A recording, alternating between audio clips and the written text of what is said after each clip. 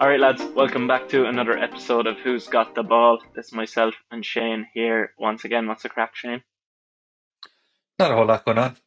Not looking forward to the weekend where the Rebels hopefully can come out and lose their All Ireland final. But other than that, did you see a man that got Cork All Ireland champions 2025 tattooed in his arm? Like Oh my God, no, they're just I didn't see looking, that. they're looking. I'll send it on to you later. They're looking to just be abused, and I'm more than happy to do it from. So hopefully they can go and lose to Tipperary at the weekend. Other than that, Yeah, all quiet. The Club World Cup is on apparently. I think it's over now, thankfully, finally. So we can move on with our lives now yeah, and get on with more important things like what's for dinner and who's going to cut the grass. yeah. Much more important things than that. Just Yeah, like we don't get 94 million for that sort of stuff, though, unfortunately. But unfortunately not, no. I actually fancy Tipperary, and I backed them to win it out, but I did it in a Oh, double with Galway to get to the football final, and they let me okay. down this year. So, but Hmm. still, I'll take some pride if Tipperary do it in the fact that I actually really like them, and I think they're a good young team. I think it'll be a great game. But Yeah. yeah, it's a big one this Sunday, so enjoy it to everybody out there watching. And one thing I wanted to touch on really quickly was last week Wimbledon was on, and it was so good, just the level of tennis that was played. And Sinner was so good. I think he was lucky to get through when he did against Silic, and that was a horrible injury to see. But I think he performed brilliantly in the final against Alvarez or Hmm. Alcaraz. I have our football draft on the mind that we just did at the end of the Yeah. episode. But yeah, Alcaraz losing to him in the final, it was great, and a new It winner in the was just women's some side game. as well. Yeah, it was some match, that Sinner and Alcaraz match. But Yeah, Sinner was just miles out in front of him. There was no Alcaraz won the first set, and then after that, Sinner didn't look back. It was just, sorry, no, Sinner won the first, Alcaraz won the second, and after hmm, that, Sinner was like, okay, you've had your fun now, and then just put the foot on the throat and didn't take it off for the yeah. whole rest of the match. Then He was just not letting himself get broken at all, and then he was no, just grabbing one absolutely break, and not. that's all he needed. And after that, he was like, "I'm holding on to my every game I have Yeah, here." So it was very he efficient. was really impressive, Yeah, really super. impressive. So they'll have a good rivalry for a long time, I think, to come. But then we just wrapped up recording as we continue to do this style that we did last week. So we're going to tell you everything we talked about, and then you're going to dig into it. So this week we covered off a little bit of a chat about CJ Fulton in the NBA Summer League, how he got on, and maybe a future for him, what's going to happen. Covered off two NFL teams on a season preview. So this week we went with the Seahawks and the 49ers to The finish off the Niners. NFC West. So that was yeah, that was an interesting chat. Then we moved over to football and previewed Nottingham Forest and West Ham in the Premier League. So we're working nicely through a season preview for every team there. I think we only have maybe six teams left or Four something like left, that. 4 or 6, Yeah, yeah. something around that. So we're getting through those nicely. Then a transfer roundup for ye, and focus on some big deals that are rumored and going on at the moment. And then we did two more And NFL Chelsea. teams. And Chelsea. Chelsea Yep. always got Yeah, a yeah. yeah. Chelsea, yeah, Chelsea have to get a mention. If you're not mentioning Chelsea, then you might as well Then just cut what the are you at recording, like? stop doing the episodes. Yeah, wasting Yeah, your time. the reason they're doing all these transfers, they just want to get a shout out in their roundup. That must be it, like. But Exactly. 100%. then two more NFL teams. We did because of the smaller portion in the NBA. We touched on we started in the AFC East, so we did Shane's Jets, who he of course was very low on. He didn't say anything outrageous at all.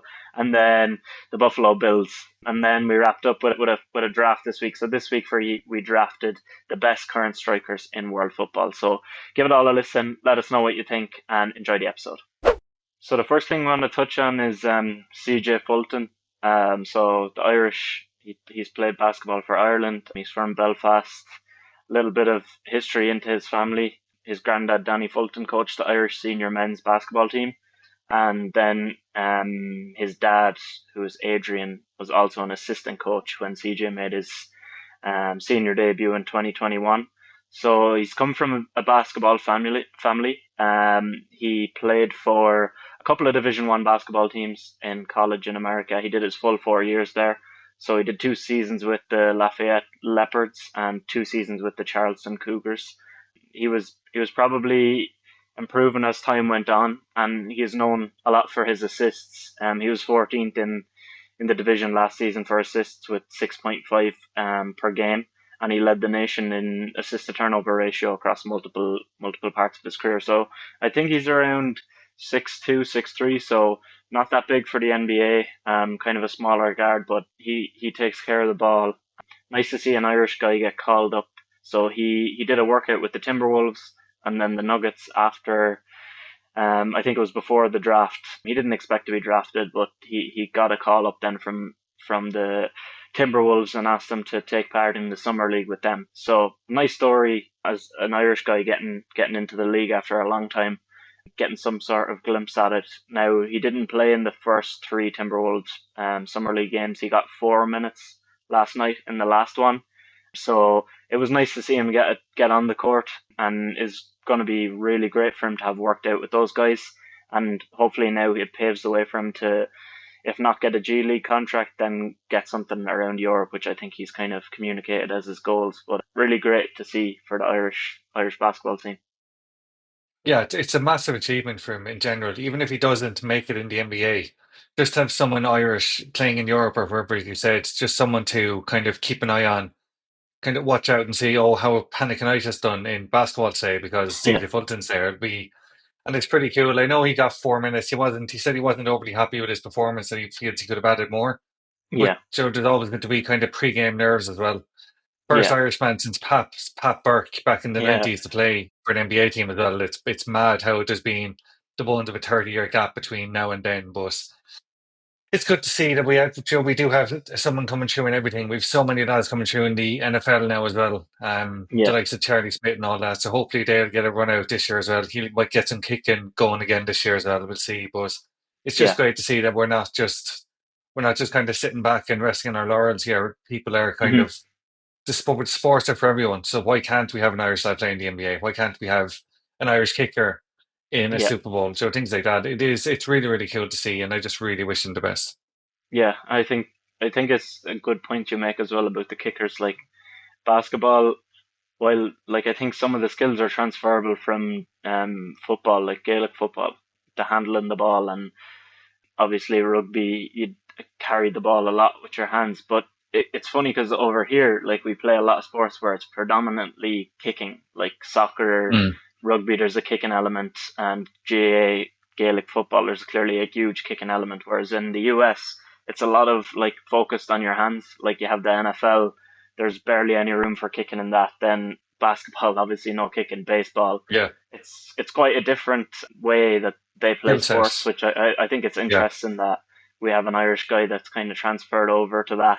Obviously, we have other great Irish basketball players and some young guys coming up at the moment. So yeah, I think it's good. If you look, I don't know if anybody noticed before, but on our Instagram we have like a highlight reel thing from stories we've done, and the soccer one is Robbie Brady, that famous goal in the Euros against Italy, and then the NFL one is Dan Whelan, the punter for the Packers, which on your point could well be making as far as the Super Bowl because he's an excellent punter and mm. their team is excellent, so he could get close to it, which may be a first.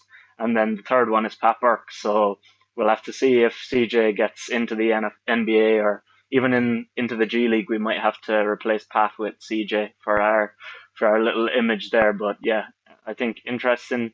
Obviously, only playing 4 minutes, you can't really get up to speed with the game. But I think Yeah, it's still nice they gave him minutes. So happy for him, and one will be following going into the future. But definitely, 100%. yeah, we just wanted to touch on that one before we got into the rest of things because there's really only summer league going on in the NBA at the moment. So um, next week we may not even have any NBA topics really to cover because the summer league will be over unless there's a big trade. So we're focusing on our NFL and football previews for the season ahead. So we're going to get back into the NFL. Same style as last week. We'll do two NFL teams um, first. So we're going to start by finishing off the NFC West. So, do you want to go with the Seahawks first? Sounds good. Yeah, Joe, I'll ask you the questions first, and you can ask me Go about for the it. Niners then. Nice. Perfect. So, where do they need to improve most from last season? So, with the Seahawks, I think the biggest issue was their offensive rushing game. They they really didn't lean on it at all, and that was due to the fact that I think offensive coordinator Ryan Grubb that they had last year. Yeah, it seems like he got the blame for everything that went wrong last year. they kind of fired him straight away off the back of the season. Mike McDonald made him kind of the sacrificial lamb, and I think he did not want to run the ball much at all. And yeah, I think that was really a big issue for them because they didn't have any other side to their offense. Like Geno Smith is a great passer, but if you know he's going to pass all the time, then it's easy to prepare for it. And they have Kenneth Walker there, who is a very good running back, and I feel like he should have got more touches than he did.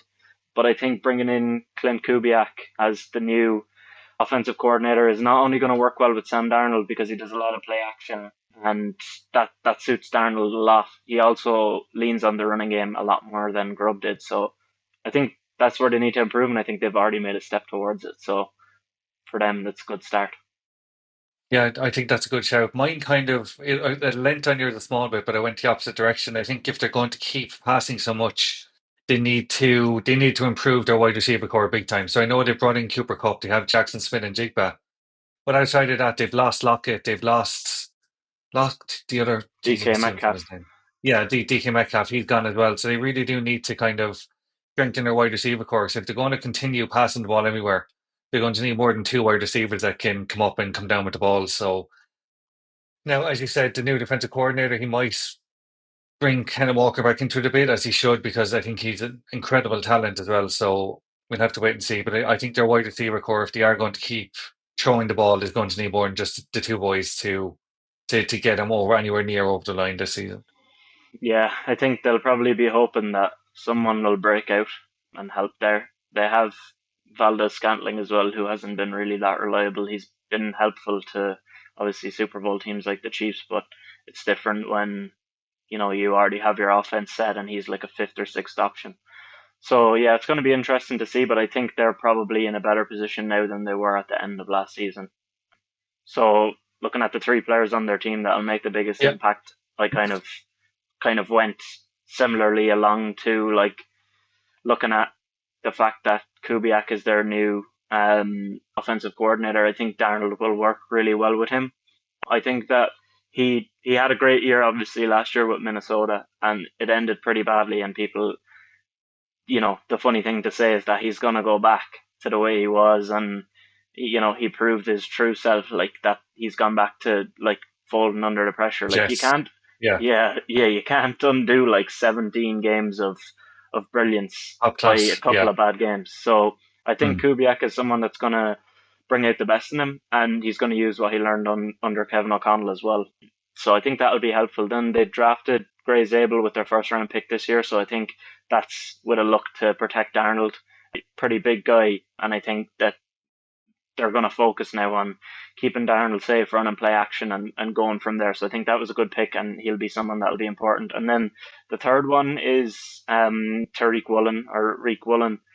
I think just as an athletic superstar, like I don't know how he slipped to the fifth round with the size and talent that he had coming out of college. 6'4", and he ran a 4:26 40 meters at the combine, Yeah. which I think was like the third fastest cornerback ever run. And he's 6'4", which is madness. And then in his first year, he got a Pro Bowl with 6 interceptions, but he's only had 2 interceptions and then 3 in the last 2 years. So he's fallen off a good bit. I had higher expectations for him, but I do think Mike McDonald will get a lot out of him now that he's kind of settled as the head coach. So I like him to make a big impact. Yeah, they're three solid ones. I went Darnold as well. I think I really think he's a good pickup for the Seahawks. As you said, he had 17 games of brilliance last year before I think the whole team, not just him, kind of fell apart in the playoffs. I think it's very harsh to just say, "Oh, Darnold was at fault for all of it," but like he wasn't really protected. So we'll see if he can kind of keep up the form he had. As you said, he's that protection in front of him now. We'll see how he goes. I went Jackson, Smith, and Jigba as well because I think if Darnold's going to be successful, he's going to need Smith and Jigba to have a really big season for him. Yeah, He's going to need him to be his main target. He's going to need to be able to trust him from the start. So hopefully they can kind of the two of them can link up. Then the Seahawks could be in for a good season. And yeah, finally, I've gone for Ernest Jones. I think he's the key to their defense. If he's on fire, then they'll be on fire. And I think if they can get point scoring with Darnold, and then if he can get the defense doing what he's able to do, then they could be okay. yeah. I think that McDonald plays a big part of that. Like after coming over from the Ravens. I think that it took time. I think when he initially was with the Ravens, it was said that it took a little bit of time before he could bed in his ideas, and we saw something similar last year with the Seahawks. It took about half a season. So I think, yeah, these guys who've been with him for last year and going into this year will make, and new guys then coming in to pick up those ideas from the guys that were there last year. I think it'll make all the difference in the world. So good shout. Yeah, 100%. Yeah. Do you think they'll hit or over, or will they be under 7.5 wins? Yeah, I thought that was pretty low considering they had 10 wins last year. I think they moved from Geno Smith and DK Metcalf to Sam Darnold and Cooper Cup. I don't think it's a massive drop off, to be honest. So I don't think that should lose you 2 wins. So I think, yeah, they're going to cover it. Even if they only get like 8 or 9, I think they will cover this. Same, yeah. I think they just go over. Same with you, between 8 and 10. Hmm. We'll see where they go from there. Then, if they can get to 10 wins again, then I think they'll be laughing. They'll be happy enough with that. Yeah. And finally, what do you think their ceiling is for the current roster and coach for the season ahead? I think they could be a frisky team that gets carried by an excellent defense, and then their new look offense I think could slowly build up as the season goes along. And I wouldn't be surprised to see them getting into the wild card spots and then winning a game in the wild card round to get to the divisional round. Obviously, this is an absolute push, as we say Mm, every week. This is looking at the ceiling of the team, but I think I wouldn't. This is a ceiling that wouldn't surprise me, and I would actually like if I saw them there, I'd think yeah that makes sense because I actually said previously when Danny O'Brien asked me onto his radio show to chat about teams ahead for the NFL season or what they needed to improve in the off season. I said that the Seahawks were a team that didn't make the playoffs that I'd be most confident about making it next season. But then Gino left, DK left, and I was like, all right, not so sure. But now looking at the way they rebuilt the roster, I wouldn't be surprised if they went and did that this year. yeah, I'm the same with you. I have them down for a wild card game. Again, will they win it? Who knows? But they will. They'll. I'm pretty confident they will make playoffs this year. Yeah, that would be a. I think they're one that could go under the radar, and I think Yeah, taking that 7.5 win bet, I think that's nice. I would even maybe take 8.5 there just at a push because I think you could get some nice odds on that to be honest. But yeah. yeah, I think it's low. yeah, I think it is too low to be honest. I might look to build one when we're done all of this. Maybe we can build one each and see how it goes for the season and Yeah, compare how we get on. But then let's move on to the Niners. Big disappointment last year, obviously for them, and they huge. continue Yeah, this trend of I don't know how long it's been, like 20 seasons or something, that they've either not made the playoffs or got to the NFC Championship game. Just a crazy stat that they've been carrying on. But where do they need to improve most from last season, do you think? depth in defense, big time. They've absolutely nothing. So they've their first seven. And after that, then they really do struggle. So any sort of injuries in their defense, and they're in big trouble straight away. I don't know what they can do or where they can get them from, but they really need to improve that defense. Yeah, I think they lost some guys as well, like looking Yeah. at Javon Hargrave was there last year, and then Leonard Floyd as well. They're both gone. Two solid veterans. So I Mm, think that's yeah, you make a good point there that if you lose two solid veterans, you can't just fill the role with like fifth or sixth round picks. Like you need exactly. some guys to fill in. So that could be an issue. I said something a little bit different. I went with they need to manage Christian McCaffrey and whatever situation is around him a lot better because I feel like they didn't plan well. Yeah, they had Garendo there and Mason, so that worked out for them. I don't think they expected either of them to work out this well, but when you're behind Trent Williams, it's a bit easier to run. But like I think they need to plan for a possible breakdown with injury better. I don't think they should have let Mason go first of all, Mm, and secondly, I don't think they should keep the fans in the dark on the situation and have them guessing when he's going to come back, what's going to happen. That's not nice either, and they don't need to rush him back if there is a slight injury. Give him a week or two because you can't just rush him back and expect the world of him because he didn't look the same towards the end of last season. Now we have the usual crap of oh, he looks great this off season. He looks so strong. He yeah. looks so big. The thing you hear every single year about a player who literally like destroyed both of his ankles last year. I'll believe it when I see it. But yeah, they need to Yeah. manage the whole thing better with him. Yeah. Big time. when he's going and he's explosive, he's 100% the best running back in the league. But Yeah, without a doubt. again, the greatest ability is availability, and he hasn't really had that over the last 2 or 3 years. If he can get back healthy, then it would really, really help him. But again, as you said, we'll have to wait and see. Yeah, yeah, I think so. Who are the three players then on their team that'll make the biggest impact?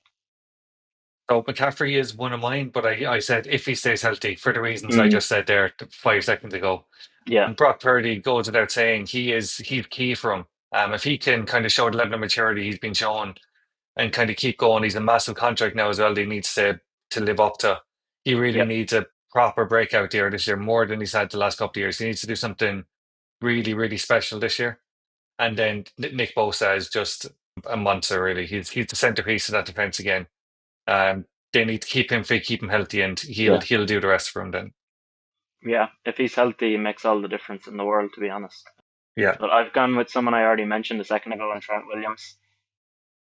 Purdy is just bad when Trent Williams doesn't play. Like people were looking at the correlation between when Debo wasn't playing and Purdy's play, but that went beyond and preceded that fact of when Debo was there, he was still playing badly, and that was when Trent Williams was injured. So the statistical decline is all because of Williams. If he doesn't have him, who by the way he's getting very old, I don't think they'll have much more than maybe Mm. this year out of him. So I think if he's there, he makes all the difference in the world. So they need him to be healthy. And then another thing I thought was a great addition, maybe does replace the output of like a Leonard Floyd, maybe tops it, is adding Bryce Huff. He was really good with the Jets under Robert Saleh, really poor when he went to the Eagles, didn't work out, and now he's Mm. back linked up with Robert Saleh again as the new defensive coordinator of the Niners. So I think that's a great move and a great link up because certain players play really well under certain coaches. So I like that. And then lastly, I can't leave him out. Fred Warner. I drafted him in one of the top 10 defensive players in the NFL in about 2 weeks ago when we did that draft. So I couldn't Nice to leave him go. out because yeah, everything everything I've said was about him just being the leader on that defense and the play caller. He's pivotal to what they do.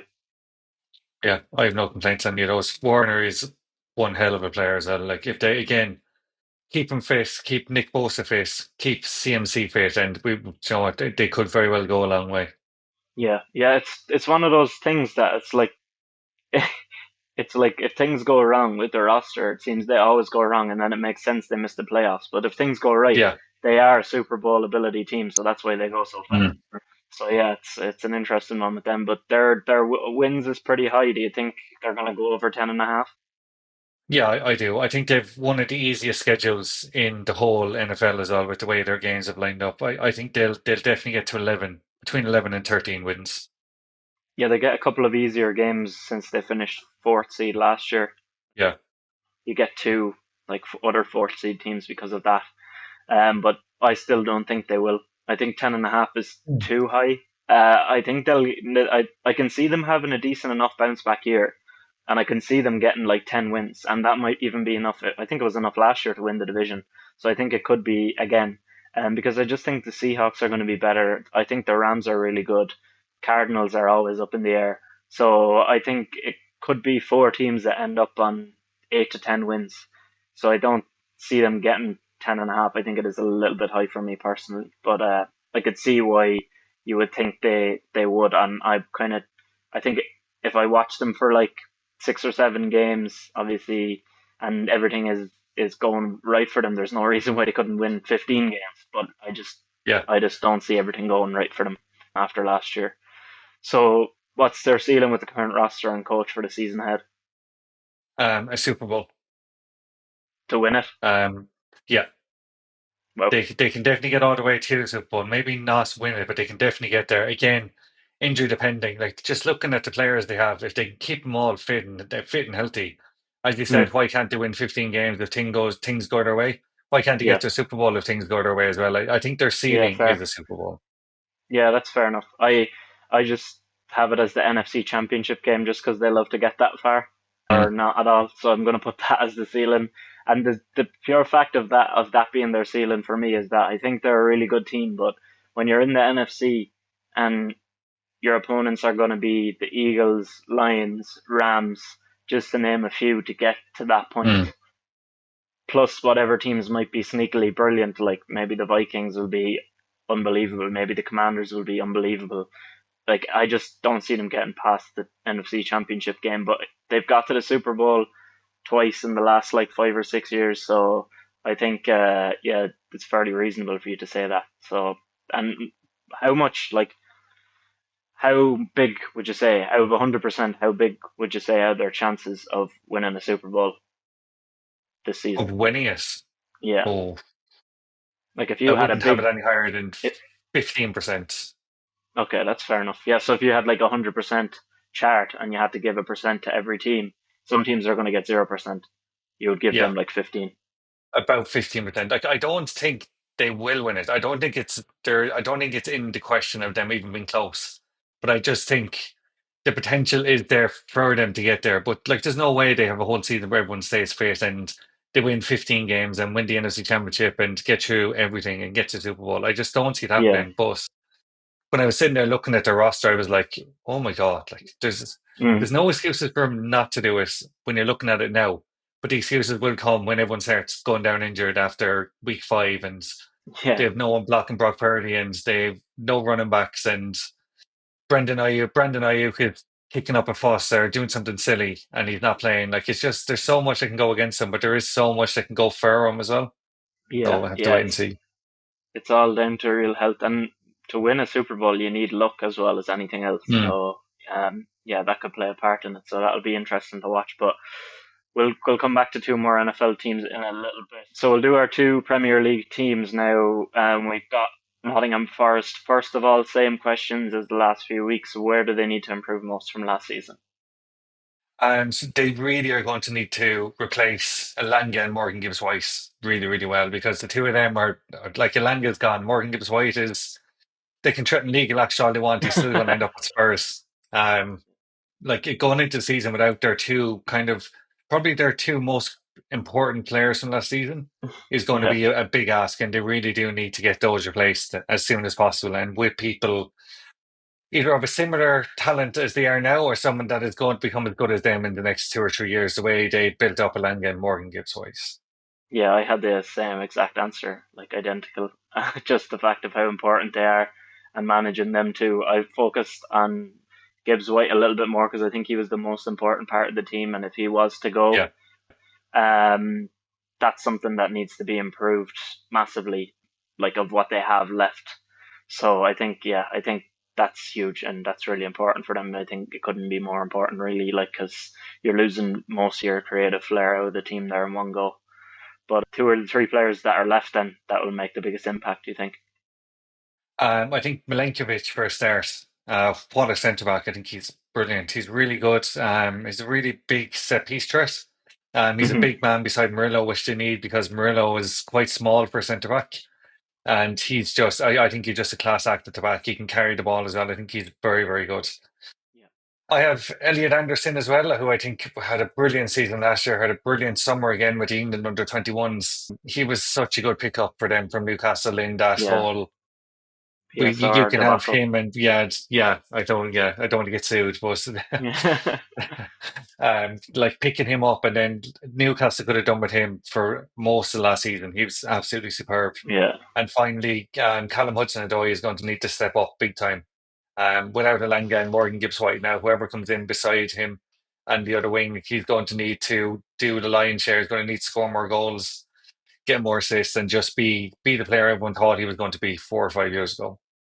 Yeah, I think I found it a little bit hard to, like, I know there's a lot of good players there, but I found it hard to pick three guys on this team that stood out because I feel like there's a lot of guys on an even level, and then there's a big drop off, it seems, in their squad after that. But I also went for Milenkovic. I just think that his presence at the back is massive, and I also went for his partner Murillo, who you mentioned. I think he's an absolute star, and they need to Mm. avoid losing him because he's great on the ball, even for his size. He's great in aerial duels.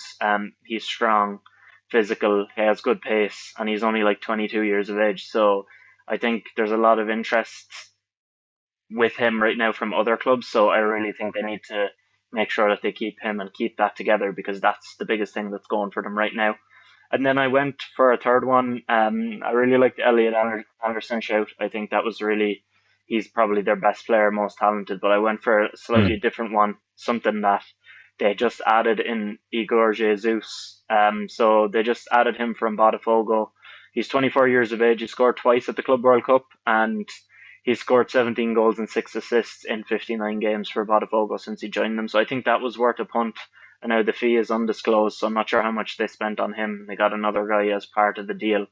So I think getting in a backup for Chris Wood and maybe someone that can learn from him and ease his way into the Premier League scene, and I think that might work. I think that was a good punt, and but surely it's definitely not all they need to do in the transfer window, but it is a good start, I think. Yeah, 100%. I don't know much about him, to be honest. As you know, I wasn't the biggest fan of the Club World Cup, so I didn't actually watch a single second. I didn't even know he played in it, to be honest. But I think they needed someone that can replace Chris Woods. I think Yeah, they're very good for shopping in those markets that people aren't really looking at. Like, I'm pretty sure they got Murillo from Brazil as well, and look what he's yeah, done. So if it's the same kind of scouting system, then there's no reason why they can't be picking up another star here in Jesus as well. yeah. I think he played in the UAE or something, and he went to Brazil, and now he came to Forest. So it was an interesting kind of path. But yeah, I didn't know a whole lot about him until I saw some kind of highlights of him and what he's about, and looked a little bit more into it. Just basically to see would he be someone that I think can make an impact. And I think it's, yeah. Now again, Club World Cup goals don't mean a whole lot, but I Mm. watched like two or three games in that. Much more of a fan than you were on those two or three games, but yeah, it was pretty poor stuff to watch now, to be honest. Because let's be honest, nobody's saying Chelsea are the champions of the world club level. So that tells you a lot you need to know there. But anyway, fair play to them. They won. Let's not focus on Chelsea. What is the ceiling with the current manager and squad for this season for Forest? I think their ceiling is seventh. They need things to go as well as they did from last year. They still have a good squad. If they can replace Elanga and Gibbs-White kind of just even effectively, then there's no reason why they can't kind of stay up around where they were. But I think realistically they're going to drop down to the bottom half again this season. Not too far down, maybe 11th or 12th to be realistic, but seventh is their ceiling. There are definitely six teams better than them, probably eight teams better than them, but like there's no guarantee United and Spurs are going to have good seasons. Villa might fall Hmm. off a bit as well, so we'll have to wait and see. Yeah, I went with eighth, so pretty similar to you. I just think the Mm. fact being in Europe and losing Gibbs-White is huge, and there's like teams that can surprise you and be good, and then there's the usual teams that are going to be good too. So I think Spurs are going to be much improved. United is left up to interpretation at the moment, but I do think Mm. Spurs will be good. So yeah, I think it's going to be tough to see them get past eighth, to be honest. But what one piece of business do you think they need to do to help them get to their maximum potential? Coming back to my first point again, they need that creative midfielder, and I think someone like James McAtee, his name has been floated around at the moment from Man City. I think he'd Mm, be a great bit of business from. Every time he plays for Man City, he looks a class act. He was good for England in the Euros as well, the 21s. I think they could do a lot worse than bringing him in to try and mold him into that Gibbs White role. yeah, the only thing I would be wary of is with City, they always drive a high fee for these academy Mm. lads, so they'll probably have to pay a lot. And I think that I also had that they needed to sign a creator, or if they couldn't do that, switch to a two up top and really push for Wissa and pay what they need Yeah, to get him. Because I think Newcastle are interested in him now, but I think I know it's going to be hard to convince Brentford to sell, but if you offer a lot of money, I think you could get them to sell, and I think they could use the money they get from the other two deals to get that over the line and have him up top at Wood. I think that might work either. So something along those lines for me. I, But I think Brentford will be mad to sell both Embuemo and Vista in yeah, the same summer, though, and I think that's where that could be the stumbling block for a lot of teams. If this Embuemo deal does go through to United, then I don't see there being any fee in the world that can get them to sell Vista because their Premier League survival kind of rests on his shoulders a bit then. yeah, And there's no point getting 70 million for him if you're then going to be relegated to the Championship. And you have yeah, a new manager there as well, so I think you need to keep one of your two goal scorers. yeah, an Irishman at the helm, but Hmm. it's gonna be, yeah, it's gonna be A tough tough for them if season. they either having lost one of them. and if they lose both, as you said, it's going to be very, very tough. But I think the the Mbuemo deal looks like, as we'll come to the transfers in a bit, looks like the newest bid might get it done. So maybe that was something they had in mind as well with Newcastle coming in for Wissa. They knew they had to up it because both aren't going to be allowed to leave. But Yeah. let's move on then to West Ham, where they need to improve most from last season. I said that they were one of the worst defenses in the league last year, conceding 62 goals. So that was the third worst outside of the teams that got relegated. Mm. That needs improvement, but I think it will get a bit of a boost, at least from a full structured preseason with Graham Potter as the manager and just having a bit more solid plan in mind with the guys that they bought last summer, and obviously bringing in Todibo as well permanently now. I think it will help, but it was very, very bad last year, so they need to improve it. Yeah, same. 62 goals is ridiculous. Like that's Yeah. almost two a game. Not quite almost two a game, but like you're conceding two in most games. You can't win games if you're conceding two. It's again, it's like as we were saying about United last week, how they need to stop going 1-0 down. West Ham need to stop going 2-0 down, and then they Yeah. might be able to push up the table a bit. Yeah, no, it's you can't have that bad of a defense and expect to be challenging for anything, and they Absolutely. ultimately do want to be doing that. But the three players on the team then that'll make the biggest impact. Well, first of all, I went with Jared Bowen.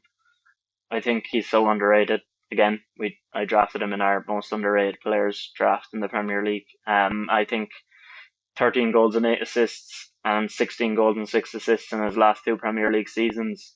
He's very solid. I think he can make a lot out of nothing, and a lot of the times he does have to do that for West Ham because they don't give him a whole lot to work with. But I think Mm. he's very underrated. Tadibo, then I already mentioned him, but getting him permanently, he should be settled into the Premier League now after playing for most of last season, and yeah, he should aid the defense a lot. And then thirdly, I went for Wan-Bissaka. I think he's good at that level. He's improved his game going forward, and he's a very, very good defender. He always has been. So I think, yeah, he's going to be important to their success, and he needs to continue to perform at a good level. Yeah, I had the exact same three. So Oh moving on. yeah, Yeah, nice.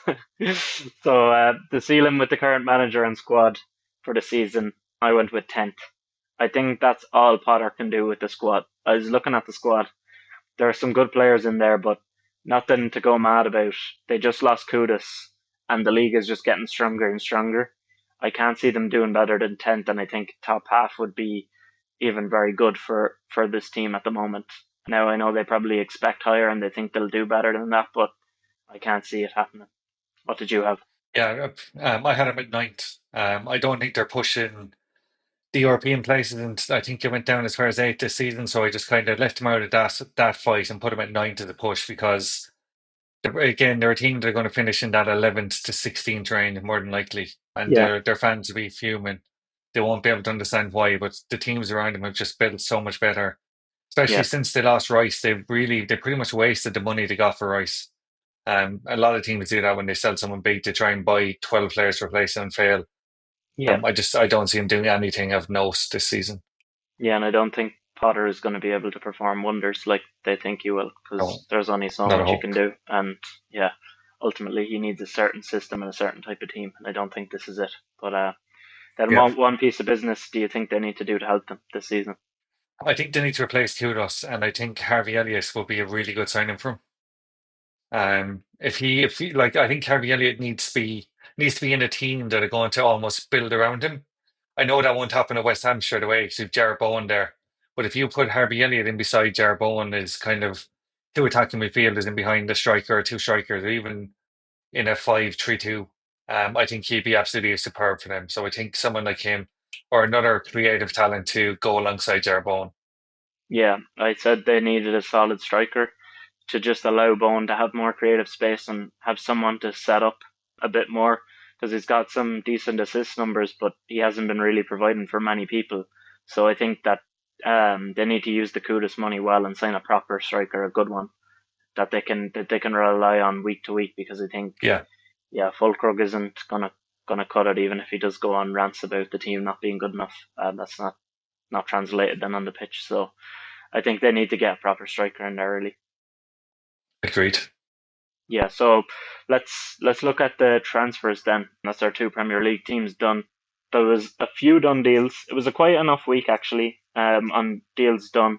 So the first couple that I have here are first we'll look at an Irish transfer. Mark Travers gone from Bournemouth to Everton for 4.6 million that's in euros. And then Jordan Henderson making a bit of a shock move to Brentford, basically replacing the Norgard role over there for them. So Mm. that was fairly interesting. So what did you make of the two of those moves? I'm annoyed that Mark Chalmers has gone to be a second choice somewhere again. Birmingham wanted him to come in and be Yeah. their first choice, and they ended up with Gaman Beadle, who isn't very good. He had an awful year last year in the Championship. I think Mark Chalmers would have been perfect for them. 4.6 million is a bit of a steal as well if you're Birmingham to get in a first Hmm. choice keeper. So I can't believe he's agreed to go there and sit behind Jordan Pickford. I Just know. feels like a bit of a waste. In terms of Jordan Henderson, I wish him the best. I think his legs are probably coming to the point where they're going to fall off soon, and the fact he gave him a 2 year deal, I think, is a bit mad. At 35, so we'll have to Yeah. wait and see. I think Joe Brentford needed a leader, needed someone with a bit of leadership. He's clearly shown everywhere he's been that he's full of leadership. If he has nothing else, he definitely still has leadership, so he'll be a good signing for him. Yeah, I think it was important for them to get somebody that just had experience in that dressing room because they need it, especially with an experienced manager now as well. So I think yeah, Yeah, that was if for anything else, I think at least the leadership, and I'm sure he can still provide 60 or 70 minutes most weeks, as long as they rest him in cup games. And then with Travers, for me, yeah, I agree with you. I think going to Birmingham, that's a team that has a lot of money. If you solidify yourself as the number one, you might be their starting keeper in the Premier League in like 3 years' time. You're 29, you're getting into your peak as a keeper, and then you're pushing to get an Ireland spot. I don't think he really looked as much to the long term in this because Pickford is going to be the number one there at Everton for a good yeah. long time to come. So yeah, I don't really understand it either. But then the next one is El Hadji Malik Diouf went from Slavia Prague to West Ham. Now, I don't think he's good enough to be their Kudus replacement, but he is a left winger. 24 goals, 24 appearances, 7 goals and 3 assists in the Czech league last year. So interesting one. 22 million euro. Know absolutely nothing about him, but I hope they don't continue this thing where they're like you said, they spend like 55 million on three players that they're taking punts on for like 20 Yeah, million each, and then none of them work out. So yeah. it's a bit of a dodgy This one will for me. tell you, yeah, this will tell you all I know about him. When I saw El Hadj Diouf had signed a contract to West Ham, I honestly thought they'd replace Darren Potter. I thought they'd replace Potter as manager with the actual El Hadj Diouf. Was like, that's a Yeah, strange move. And then I saw the Malik. I was like, oh, this is someone different. I think it's a mad amount of money for a 20-year-old who 7-3 in the Czech league isn't exactly blowing you off the page he's not either. Like, lighting it up. so, no, we'll have to wait and see. Weird Yeah, one though. yeah. Next done deal then is Petrovic went from Chelsea to Bournemouth. So Bournemouth sold Travers for 4.6 million, and then they bought Petrovic for 28.8 million. That's in euros again. So they've gone with a new keeper there. Not sure if what Chelsea fans think of this, but Sanchez still isn't good enough in my opinion, even Mm. if they have our club World Cup champions. So I don't know if Petrovic is going to be proven another guy that goes to Bournemouth like Kepa and just proves them wrong. I'd be interested to see I if that. I think he is. I think he should be Chelsea's number one, not Bournemouth's number one. He was brilliant a year, and then they put him on loan last year to Strasbourg, and he was excellent. He got them into Europe. I just don't understand Chelsea, and it's almost like it's probably on everyone's bingo card at this stage. Like, oh, saying we don't understand Chelsea. I just don't get No, how they're so steadfast on Robert Sanchez, and they're selling this fella for 29 million. It's not like they need the money; they just got 100 million for winning the Club World Cup. So at 25, he should be coming in and should be giving him a chance till January at least. yeah, they just want like seems like in everything they want something now that works right now. Like they're buying young players, but guys that are already people think they're good, or guys if they're buying other guys, they're loaning them out. So it feels like now they're just going right. We've loaned him out. We don't think he's a world beater right now, so he's gone, and they'll Yeah, probably just buy another keeper to add to the ones they already have there. yeah. But They're loaning your man Kenji Paez and Mark Pender, was it Mark Penders anyway, to Strasbourg. Chelsea's issue is they have no inclusivity. Like everyone comes in and goes straight out the door again. Like they just it's like, Yeah, oh, we signed you for 30 million, go off there to our other club. Or maybe it's too much inclusivity with the likes of Strasbourg and stuff, and they want yeah, them all involved to us. yeah. I But think it's mad. Paez wasn't too happy about that. Apparently, I Yeah, think I he can wanted, imagine. think he expected to be included in the team and stuff like that. So I think that was a bit of an issue there as well. But yeah, it's always something. Every time you do the transfer roundup, there always has to be Chelsea talk in there because they just always do Yeah, something. But they're another always team involved. that's, yeah, definitely another team that's been very active is your Liverpool. A couple of mentions for them here, both from David Ornstein. First one is that Bayern Munich submitted an official bid to sign Luis Diaz, 67.5 million euro, but Liverpool value him at 100 million euro plus. Apparently, he wants to leave, but Liverpool apparently don't want to sell him for less than that, which I think is an outrageous price. And then second one Hmm. is the Ekatike situation. Initially, Newcastle held talks with him. Looks like he prefers Liverpool. Looks like he's going to head to Liverpool. It's going to be around 80 million euro, I think, something like that. So that's a reporting from Ornstein continued into Thursday from Wednesday. So what do you make of those two bits and pieces for surrounding your team? I think Diaz will go. I think it'll be closer to 80 million euros than the 100 million euros are saying. I think they're just trying to like. I think that bid from Byte is definitely too low. Um, Elanga went for 55 million Yeah, pounds. it's I'm the not sure what market the now, isn't it? conversion rate is there. Yeah. So like if you want him, then just pay the money, you can have him. I don't think he'll be there first game of the season. I think he will be gone. Ekitike, then that whole 24 hours was just hilarious. It's like, oh, we're getting Isak, and we don't get Isak, then we're definitely getting Ekitike. So make your mind up, Newcastle. Newcastle, like, no, we're keeping Isak. We're like, grand, Yeah. we're getting Yeah, they're, Ekitike. So I think it's 80 million pounds, not 80 million euro. I think it's 100 million oh, euro okay. Frankfurt went for him. Hopefully Okay, they okay. don't pay 100 million again because 200 million signs in the summer. I don't know if I'd be able to couldn't just I think it'd be absolute madness. But if they can get him for between 80 and 90 million euros, um, I've only watched highlight packets of him. I've never ever seen him kick a football live, so I don't really have too much to say on him. To be honest, he's the same kind of profile as Isak, a couple of years younger. Hopefully, he can turn into the player that Isak is now. But we'll see where we go from there. Yeah, he looks a little bit more slender than Isak is, but yeah, I Mm, see the vision. But if I'm Newcastle, actually, first of all, it's 58 million in pounds that bid from Bayern, so it's only like 3 million more than Elanga's Elanga, price. So yeah, yeah, it makes sense to up that again. But it's just crazy prices at the moment, isn't it? But yeah, it's mad.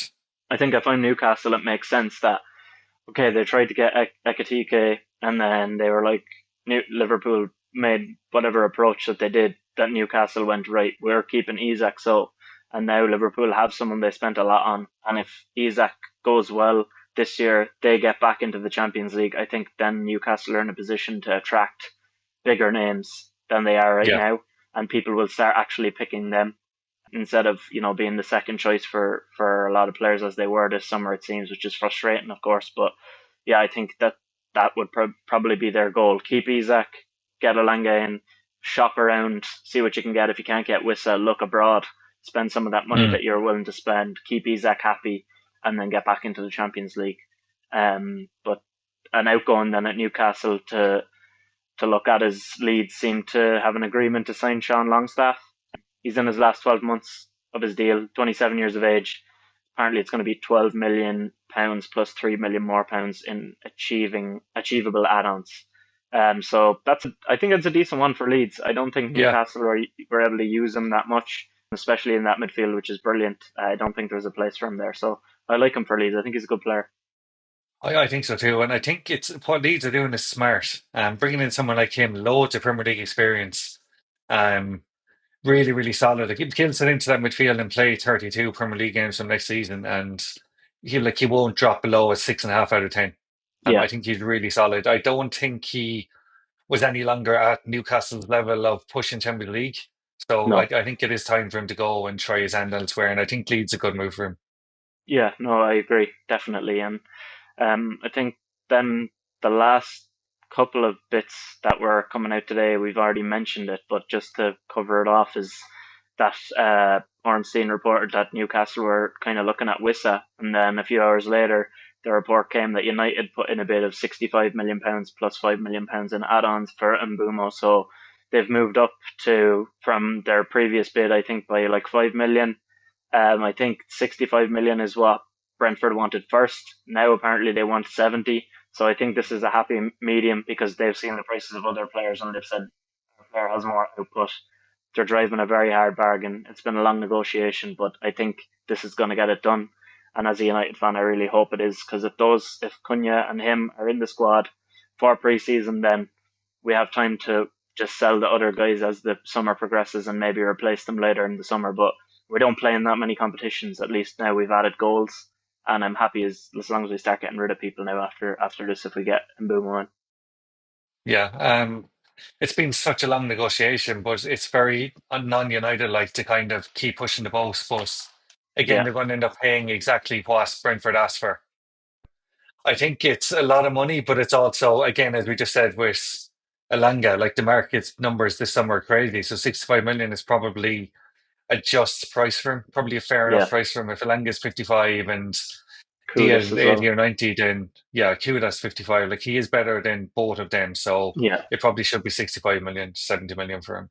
yeah. I think it's when you look at it that way, and if he adds goals and if his add-ons are scoring related or qualifying for European competition related, then it'll be worthwhile if you actually have to pay that Yeah, extra anyway. So yeah, I've no problem with that at the end, and I'm happy that they kind of worked on the negotiation over time and saw different things unfold rather than panic like yeah. previously. So I'm not too annoyed at that. But let's move on then to our last two NFL teams for this week. Going to cover another couple.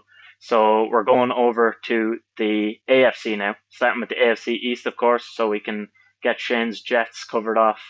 I'll throw the questions to you with the Jets. So first of all, where do they need to improve most from last season? And they just need to be consistent in offense.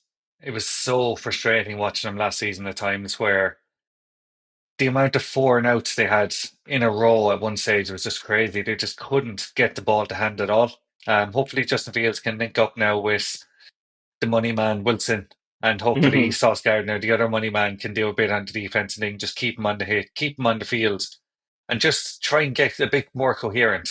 Um, Fields and Wilson played together in college, so hopefully that can be a bit of a long shot now, but a Chase and Burrow situation maybe if we're really really lucky. So we'll have to wait and see. I know that's completely and utterly ridiculous talk, but they played together in college. Hopefully they can build on the relationship they had then, and hopefully just get me out of my seats. Would be Yeah, great. yeah, yeah. As a Jets fan, you have to be hoping for something.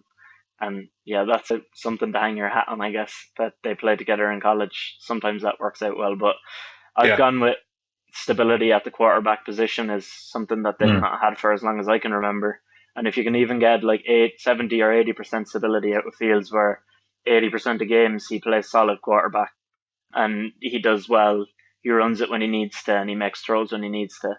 You're going to have bad games from him. We've seen it in the past, but if he knows he's the starter, he's in a new position or a new team, should I say. If he can kind of ease into that and give you 70 or 80% stability at that position, you know you won't have to change it midway through the year. Then I think that's something that'll Yeah. mean a lot and help the Jets a lot. But 100%. three players then on the team that make the biggest impact for you. So Sauce Gardner had to get dropped in here because the money they're after giving him, he Hmm. needs to prove now that if he's going to be the highest paid cornerback of all time, Yeah. then he needs to be the best cornerback of all time. Obviously he's not going to be, but he needs to just get back to his season one form. He dropped off a cliff last year, like the Hmm. rest of the team did. So hopefully he can get back to some sort of form that made him a Pro Bowler in his rookie season. Then we have Wilson. Hmm. Again, it's the two lads that are getting paid. If you're not bringing them up in your tree to make the biggest impact, then when you're going to mention him back with his college quarterback, if it works out for the two of them, then it's huge. Again, it's a massive contract they're giving him. It's hard to trade away if they want to do that. He needs to hit the ground running this year and get touchdowns after touchdowns after touchdowns. Yeah. And finally, Quinnen Williams, the anchor of the defense.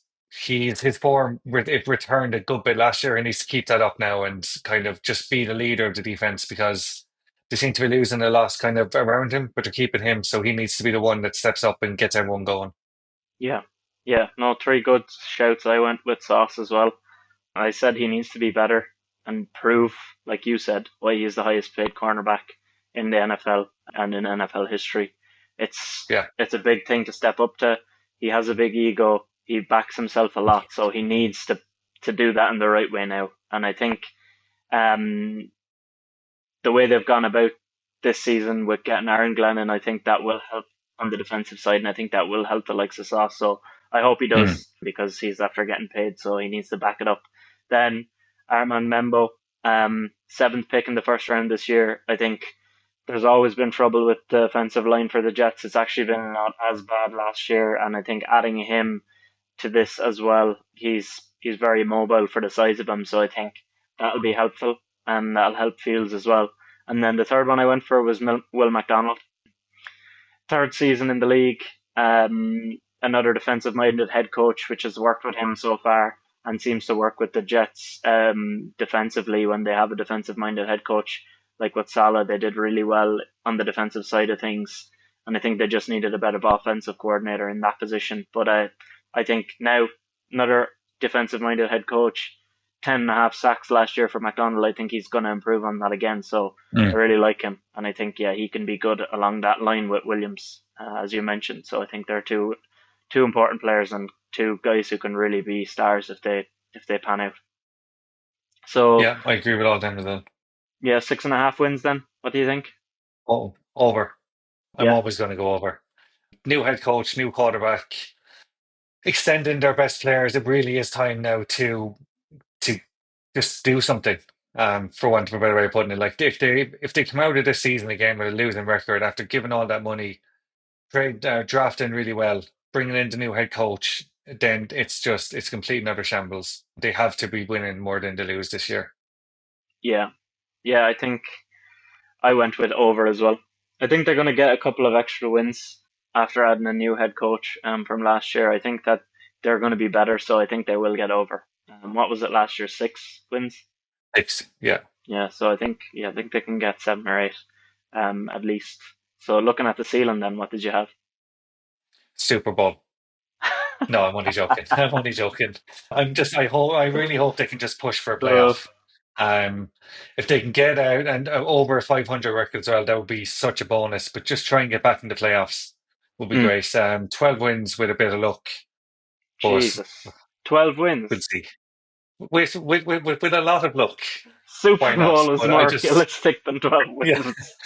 I Oh, I think if they can just push for a wild card game, then it's a good season. yeah, I think like you say, you want the playoff appearance and that like a over 500 record as well. Like those things are going to have to go hand in hand. So if you get Mm, if you get over 500, that's kind of the only way you're going to get into the playoffs in the East or yeah, in the AFC, should I say? It seems like in any side of things. But I think I went with 9 wins, and that's with the caveat that if the Dolphins are useless, they'll get 9 wins. I think if the Dolphins are like really good, I think it's going to be hard. But I think that could be 2 easy wins there if the Dolphins are bad. So hopefully. let's see what happens there. But I don't think they can get any more than 9 personally. But as a fan, you're going to have to back your team. So I do think the 6.5 is too low though. Yeah, it is definitely too low. So then moving on to the big dogs in the AFC East in the Bills. For where they need to improve most from last season, I said that Shakir needs to be a true wide receiver one for them. Um, they can spread the ball out just fine. Like there's no problem. They can spread it around. They show they're a good enough team to get to the AFC Championship game doing that. But teams always need their main man, and he's not wide receiver one yet. And let's see if he can get there. Yeah, I had the same thing that they need to find a wide receiver one and stick with him. Whether it be Shakir, which I think it probably will be going into the season. We'll have to wait and see how he pans out. But Hmm. he needs to have a consistent number one target that he knows he can go to. And he just doesn't seem to have that at the moment. Yeah, I know that that's a sore point for their GM Billy Bean, I think is his name. or Brandon Bean, sorry, Billy Bean is from the Brandon Bean, yeah. from Moneyball. Moneyball, yeah. But yeah, he's like I think he went on Buffalo radio after the draft, and they were like complaining something about not drafting like a wide receiver on the that station the day before, and he just lost his Yeah, mind and like tore into them saying like how they just want. He used some bad language, but yeah, that's just saying that they were nonstop whinging that things weren't working out and that they didn't have a wide receiver one, and last year it worked out just fine. They got to the AFC Championship game, so that's a sore point for him. But sometimes that's where you hear the most truth, and I'd say he probably knows himself that they probably do need a wide receiver one. Um, definitely, yeah. so the three most important players on their team to make the biggest impact, who did you have here? Josh Allen goes without saying, one of the best quarterbacks in the league. I know we like when we started off, we weren't going to these obvious players, but it's really hard to pick three players that are going to make the biggest impact and leave him out. He's Yeah. just incredible. I have the other boss, Joey. I think he Mm. is an unbelievable bit of business for him. Absolutely incredible. He's going to add so much pressure, and their defense was a bit of a sticky point last year. So having him in there If is he's really going to healthy, help. he'll work out unbelievably. Yeah, exactly. And then Treverius White as well, another great signing. Plays in the secondary. Hmm. They really needed a lot of help in defense. It was up there as well with my things they need to improve from last year, and Yeah. I didn't think there was a need to bring it up then when it like bringing in the two of them, bringing in Bosa and bringing in White is a big step along the way to stopping them conceding so many points. Yeah, I think getting in White, he's a really, really good corner, and I think they made a good move doing that. But I think that yeah, Bosa will work out very well if they can keep him on the field. And last year they relied a lot on like interceptions and turnovers and stuff like that, which doesn't always Mm. work all the time. So yeah, it's a good point to say that their defense probably does need to improve overall. That's probably why I've mentioned two defensive guys here. First was Greg Rousseau, 8 sacks last year, heading into his fifth year in the NFL. I think he's so important. I think he's so talented, and I really like him on this team with AJ Epinesa along that line as well. I think Russo is just superb for them. And then I also went with Matt Milano. He's kind of the heart of the defense there at safety, or linebacker, depending on where he plays. He's restructured in a kind of what seems to me like a bet on yourself kind of deal because he had 2 years left. It's been restructured into a 1 year deal. He wasn't healthy at all the last couple of years, but it's like I think it saves the team money, but it also is like he needs to prove himself this year if he wants to get another contract now after this. And Mm. I think he will have a good year because I think he's very good. And whenever he's on the field, I think he usually is the guy who spies on Patrick Mahomes. He watches him when they play the Chiefs and stuff like that. So that's obviously really important in the AFC. And then third one also went for Josh Allen. I said the same thing that we don't usually pick quarterbacks or things that are too obvious, but he's the MVP, and everything that this team is about is Josh Allen. So he has to be the answer here. Looking at, at the wins then, 12 and a half. I thought this was really high. 13 wins last year was very good. And a team with no wide receiver one, I'm just going to have to say no. I don't think that they can get 12 and a half wins. I don't think they can get 13 again. I just think it's too tough. Maybe It's 12 at it's max, maybe 11. yeah. Yeah, it's a mad line. I mean the 10 to 12 bracket as well. I don't see him getting 13 again. A lot went right from last year to get 13. And all they have to do is drop one game to be below that line. The line is mad. Yeah, yeah, it's very high. I think it's the highest in the league right now. And there's a good few teams on 11 and a half, and I think Mm. the Bills have teetered between the two, and it seems like they're on 12 and a half right now at the moment, which is madness. But yeah, they're no 12. They're mostly a 12 win team. Similar boat as the Jets, as you would say. But let's look at their ceiling then for the current roster and the coach. What do you think? I think they're a serious Super Bowl contender again. With the signings and the defense, if they can get their offense clicking the way they did last year, nail down a wide receiver one, then they're definitely right up there in the conversation for Super Bowl. I don't think I'm breaking any ground here by saying that, to be honest with you. I think everyone knows where they are and where they're going. I just think Yeah, they're still one of the best teams in the league. yeah, I said Super Bowl as well. I think there's no reason why they can't win it. I love either them or the Ravens in the AFC. I think they're within touching distance now, and one of them I think will get over the line at least to get into the game this year, in my opinion. But that's let's see. Bills fans will be hoping, and they'll be hoping they finally get a Super Bowl ring because they've never had one, which is Mm. madness for such a historied franchise. But let's move on then to the draft for this week and wrap it up on that.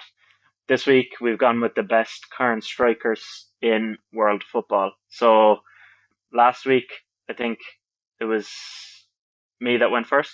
Yeah, it was. So it's up to you this week. But I, I'm I'm happy for you to go first again if you want. I'd no, rather no, have two no, picks in a row. no, no, no. It's up to you. Work away. Okay, I'm going to have to go with the obvious and take Erling Haaland. Um, Oh, how can you not? How can you not? He's just an absolute, just scores goals for fun. He's so many goals already at 25 years of age. He's going to top 1,000 goals. He is the best striker in the world well, in pure finishing. looking at this, I actually had him second. My number one To ranked Harry overall. Kane. No, Kylian Mbappe. I had him Oh, number one. I just think he's just a complete package. Um, Again, sometimes he doesn't play up front, but he is a striker originally. He is a number nine, and most of the time he does play there for Real Madrid. So I think just his level on the ball, the things he can do, the performances he put in that World Cup, scoring a hat trick in the World Cup final, like it's just unbelievable what he can do. And while he started off quietly last year, he still had an excellent season, and I yeah. think he's only going to get better. And then my next pick, you just mentioned him, Harry Kane. That's why I wanted to keep my second position here. I was not giving that up because yeah, taking two guys out of Kane, Haaland, and Mbappe, I think they're clear above everybody else by a bit of a distance. So I've gone with Mbappe and then Harry Kane second. Yeah, so they were my top three as well. I had Haaland, Mbappe, Kane. You had obviously Mbappe, Haaland, Kane. Yeah. In my fourth spot, I had Lautaro Martinez. Ooh, I nice. just think I think he's absolutely quality. I think he's just a really, really good striker. And Yeah. then in my third spot, I am going to put in Mr. Alex Isak himself after the last two Ooh, seasons he's had for Newcastle. yeah. Just lethal when it's in the Premier League as well. It makes a Yeah. big difference, I think. Mm. Um, I actually had Martinez as well on my list, but a bit further down. Isak was my next one, so I'll go with my next two then. At this point, back to Serie A. Robert Lewandowski, just complete striker. When you think about strikers, he's just unbelievable. Like he can finish pretty much any chance. He's getting older now, but there's not been a year that he hasn't put out mad numbers. Like from Dortmund to Bayern and now to Barca. Last year he had a super season. He was just feeding off Rafinha and Lamal the whole time. It was and Yamal. It was working perfectly for him. So yeah, I think he's still up there with the best of the best in the world as a proper striker. And then next, I went with Victor Osimhen. I know he went to Galatasaray last year, and he was kind of in a league that not many people watch, but he was putting out numbers there. His pace, his ability on the ball, he has everything for a striker. He's just so good. I think I couldn't leave him here any longer. So they're my next two picks. You did say Lewandowski was in Serie A, but he is in La Oh, Liga, as you why mentioned did I say after. Yeah. that?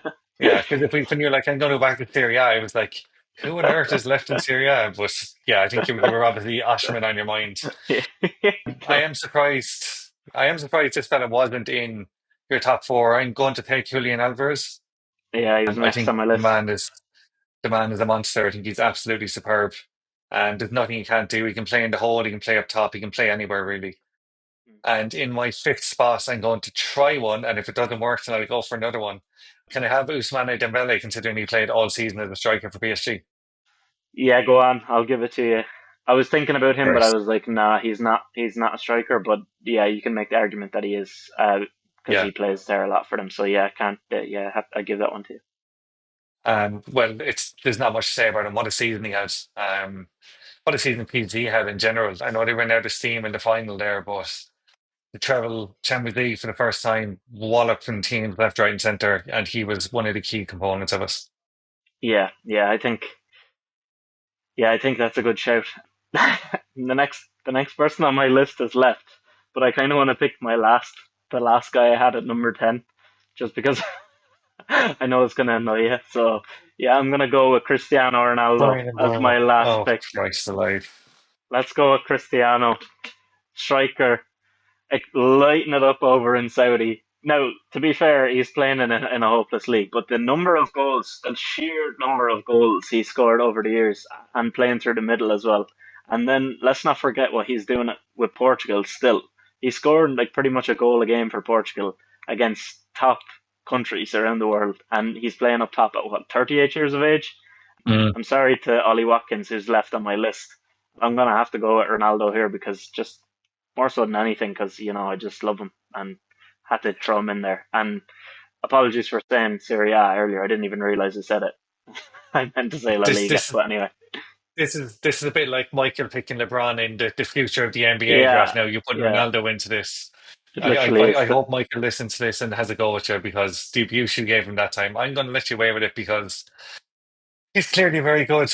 If I was putting one of the two of me, it would have been Messi because he's now playing as a striker as well. But I'll let you have Mm, Ronaldo, I suppose.